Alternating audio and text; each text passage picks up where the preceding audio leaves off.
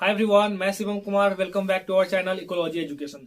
तो आज क्या पढ़ने वाले हैं? आज पढ़ने वाले हैं इकोनॉमिक्स क्लास 10th का एक बहुत ही इंपॉर्टेंट चैप्टर जो है sectors of the Indian economy. ठीक है, तो पूरा चैप्टर पढ़ेंगे, बहुत अच्छा से पढ़ेंगे, पूरा वीडियो देखना। ठीक है, तो पढ़ते हैं आज के। तो क्या होता है sectors of the Indian economy? तो on the basis of nature of economy activity, on the basis of nature of economy activity there 3 sector होता है। एक होता है primary sector, secondary sector, tertiary sector. ठीक है, कौन कौन होता है? Primary sector, secondary sector, tertiary sector. तो प्राइमरी बात फिर आता क्वेश्चन की प्राइमरी सेक्टर किसको बोलते हैं? प्राइमरी सेक्टर उसको बोलते हैं जिसमें कि नेचुरल रिसोर्स का जब भी यूज कर रहा होता है उसको बोलते हैं primary sector.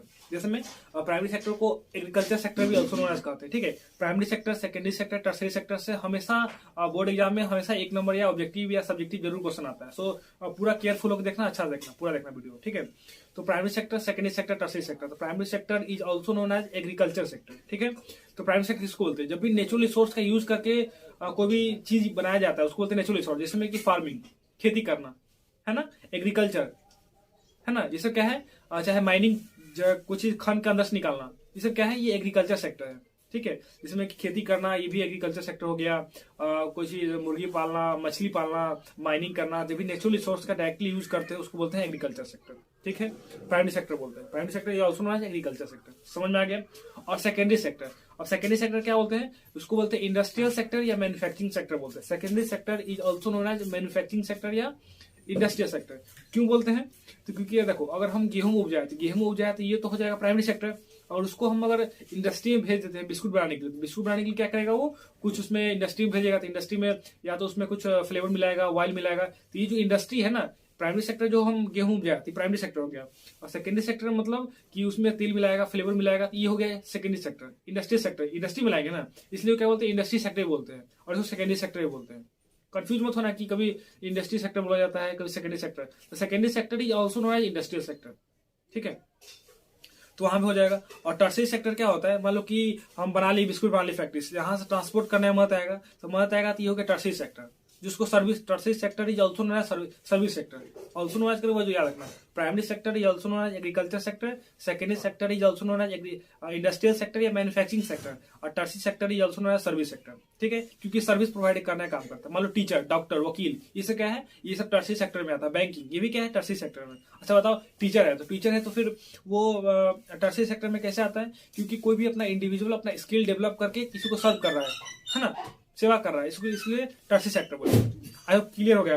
Primary sector, secondary sector, tertiary sector, कोई दिक्कत नहीं होगा। चलिए वीडियो आगे बढ़ते हैं। हाँ, अभी तक यहाँ पर है मैंने primary sector, secondary sector, tertiary sector. Primary sector is also known as agriculture sector, और secondary sector is also known as industry sector या मैन्युफैक्चरिंग सेक्टर, और tertiary sector is also known as service sector. जो भी बहुत अच्छा से explain किया है, सबको समझ में आया?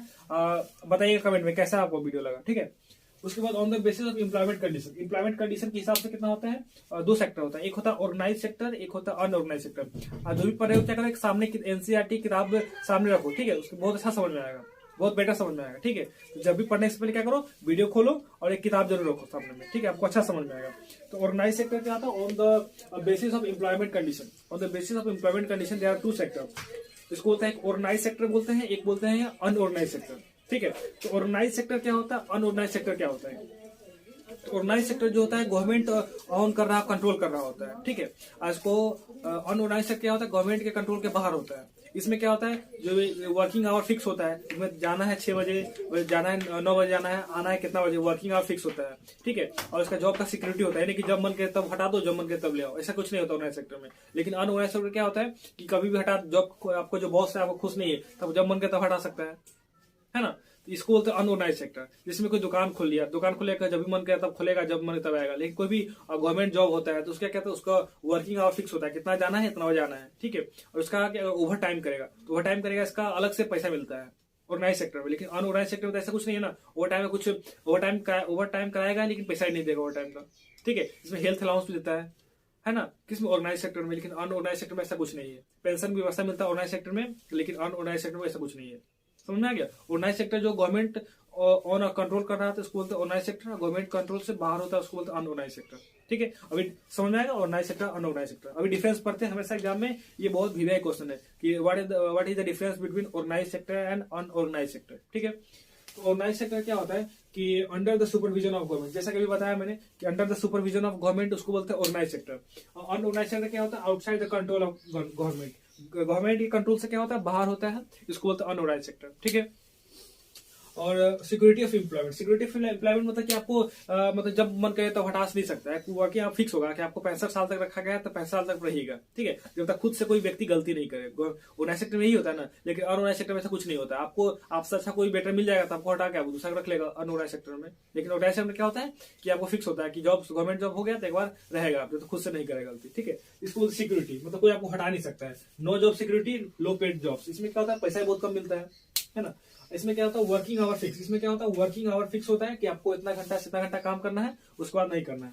इसमें क्या होता है? लो पेड लीव, इसमें कोई पेड लीव नहीं मिलता है। और no paid for overtime, overtime के पैसा नहीं मिलता है। लेकिन ऑर्गेनाइज सेक्टर में क्या होगा? वो ओवर टाइम करना है तो उसका एक्स्ट्रा पैसा मिलता है ना। कितना फायदा है? और paid leaves and paid for over time, छुट्टी है उसका भी पैसा मिलता है, ओवर टाइम उसका भी पैसा मिलता है। लेकिन अनऑर्गेनाइज सेक्टर में आप काम नहीं कीजिएगा, आपको पैसा नहीं मिलेगा, है ना। इसमें गवर्नमेंट जॉब स्कूल में क्या होता है कि आपको छुट्टी में तभी पैसा मिल रहा है, लेकिन प्राइवेट स्कूल में ऐसा होता है क्या? नहीं होता ना। प्राइवेट स्कूल में आप काम कीजिएगा तो आपको पैसा मिलेगा, आप नहीं कीजिएगा तो आपको नहीं मिलेगा। सिंपल सा बात है। इसको बोलते हैं ऑर्गेनाइज सेक्टर, है ना।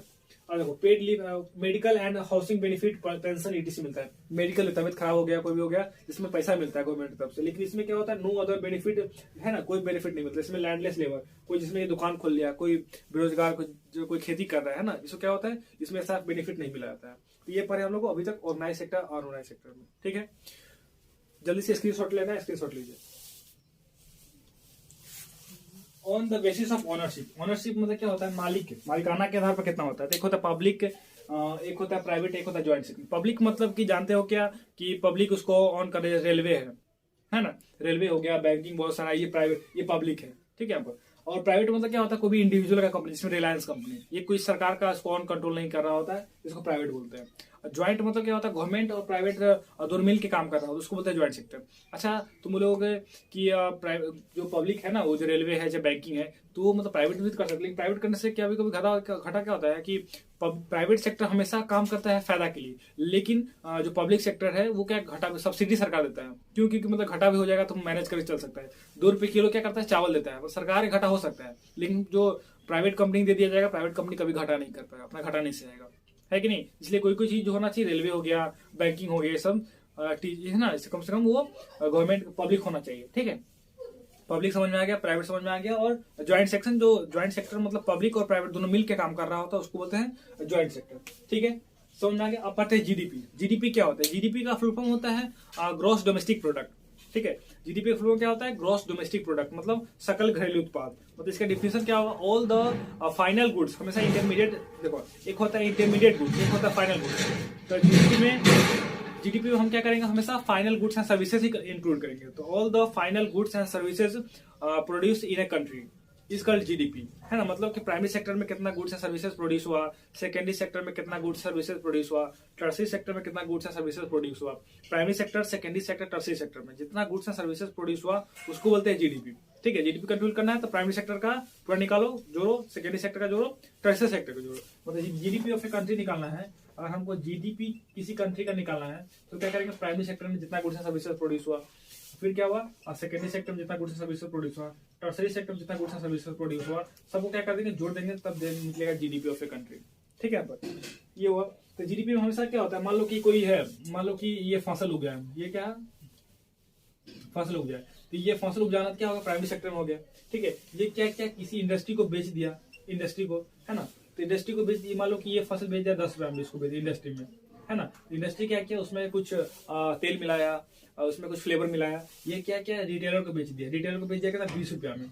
फिर रिटेलर जो ट्रांसपोर्टेशन चार्ज कुछ करके क्या किया? यहाँ पे हमको 25 रुपया में हमको दे दिया, हमको दे दिया। ठीक है, कंज्यूमर दे दिया।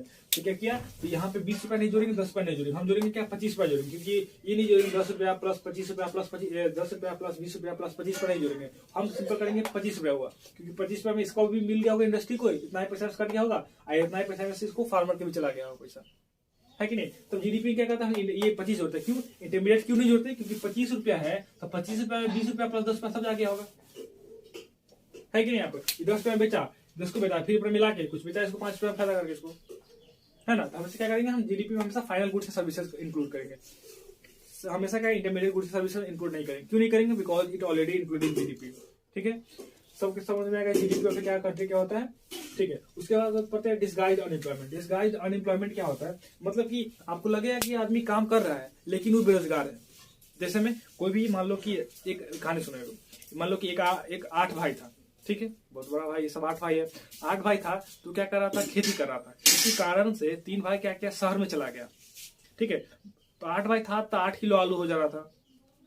3 भाई किसी कारण से शहर में चला गया, 5 भाई बचा। 5 भाई भी कितना प्रोडक्शन कर रहा है? 8 किलो ही आलू का प्रोडक्शन कर रहा है। इसका मतलब जो 3 भाई था वो तो काम ठीक से नहीं, काम लगा हुआ था आलू खेती करने में, लेकिन वो उसका प्रोडक्शन नहीं हो रहा था। उसको बोलेंगे इस टाइप का जो अनएम्प्लॉयमेंट है उसको क्या बोलेंगे? डिस्गाइज्ड अनएम्प्लॉयमेंट बोलेंगे। ठीक है, मतलब कि काम देखने में लग रहा है कि वो काम कर रहा है लेकिन उसका वो बेरोजगार है। इस टाइप का क्या बोलेंगे? डिस्गाइज्ड अनएम्प्लॉयमेंट बोलेंगे।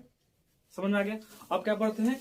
नरेगा, मनरेगा। पहले था नरेगा, अब क्या हो गया? मनरेगा। मनरेगा मतलब Mahatma Gandhi national rural employment guarantee act. Mahatma Gandhi national rural employment guarantee act. ये कब लाया गया था? 2005 इसमें लाया गया, राइट टू वर्क में। इसमें क्या था ना कि कम से कम जो बेरोजगार आदमी है इसको कम से कम 100 दिनों की रोजगार देना था। ऐसा कितना था? 100 दिन तक रोजगार देना था। ठीक है, यहाँ पर 100 दिन तक रोजगार देना था। इन द केस अगर सरकार इसको जॉब प्रोवाइड करने में अनसक्सेसफुल हो जाती है ना, नहीं दे पाती है, तो क्या करेगा कि आपको घर बैठ के पैसा, घर बैठा के सरकार पैसा देगा इसको। ये भारत के लगभग, थोड़ा सा जान लो, ये भारत के लगभग 625 डिस्ट्रिक्ट में फैला हुआ ये योजना। ठीक है, यहाँ पर अगर मान लो 100 दिन कहीं क्यों दिया गया, 365 दिन में क्यों नहीं दिया गया? क्योंकि साल में तो 365 दिन होता है। मान लो कि 365 दिन होता है तो कोई भी अपना सीजनल काम कर रहा है, कोई भी व्यक्ति, मान लो कि फसल कोई भी गेहूं काटना है तो गेहूं काटने के समय काटेगा। 100 दिन तो यहाँ पे कम से कम फिक्स है ना, 100 दिन काम करेगा, पैसा मिलेगा, और एक्स्ट्रा भी काम करेगा इधर भी। ठीक है, यहाँ पर तो ये भी क्या होगा? 100 दिन के अंदर फिक्स हो गया, 100 दिन काम करेगा, पैसा मिलेगा इसको। और जो गेहूं काटना है, कोई भी एक्स्ट्रा काम, सीजनल काम करना है ना, तो सीजनल काम के लिए एक्स्ट्रा पैसा मिलेगा उसका। ऐसे भी कम से कम बेरोजगार नहीं रहेगा, आराम से उसका खाना पीना आराम से चल सकता है। ठीक है, मनरेगा होता है। कब लाया गया? 2005 में लाया गया था। इसका फुल 625 डिस्ट्रिक्ट में फैला हुआ है और 100 दिनों की रोजगार देता है। ठीक है, मनरेगा फुल फॉर्म क्या होता है? Mahatma Gandhi national employment guarantee act. ठीक है, अब बच गया लास्ट टॉपिक जो है, तो बुक में दिया गया है primary sector, secondary sector, tertiary sector में कंपेयर किया गया है कि प्राइमरी सेक्टर पहले कितना था, अभी कितना है। तो अभी जो है वो टर्शियरी सेक्टर में बहुत ज्यादा कम आदमी है, लेकिन ज्यादा क्या करता है? जीडीपी में कंट्रीब्यूशन करता है।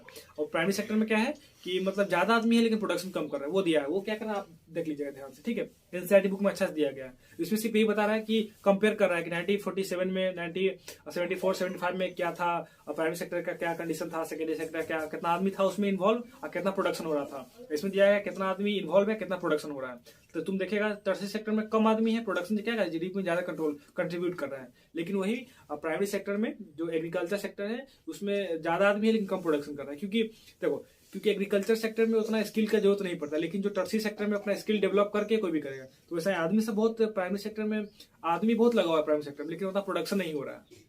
ठीक है, लेकिन टर्शियरी सेक्टर में क्या है, कोई भी अपना स्किल डेवलप करके ही जाता है। और ठीक है, वीडियो अच्छा लगा तो लाइक करें, सब्सक्राइब करें, शेयर करें। Thank you very much.